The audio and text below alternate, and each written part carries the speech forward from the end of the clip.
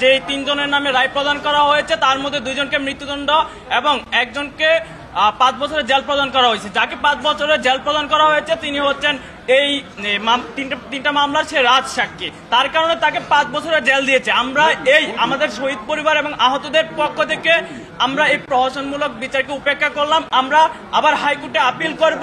আমরা অন্ততপক্ষে তার যাবজ্জীবন আমরা আহত এবং শহীদ পরিবারের পক্ষ থেকে আমরা আবার নিবেদন করব।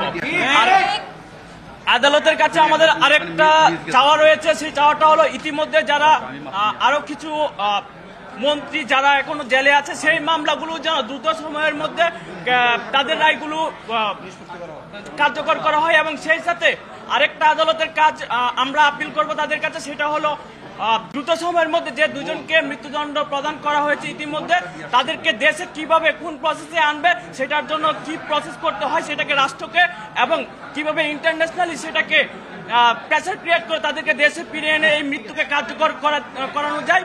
আমরা কিভাবে শহীদদের আত্মাকে শান্তি দিতে পারবো সেটার জন্য আমরা আবার আপিল করবো ইনশাআল্লাহ, যাতে দ্রুত সময়ের মধ্যে কার্যকর হয়।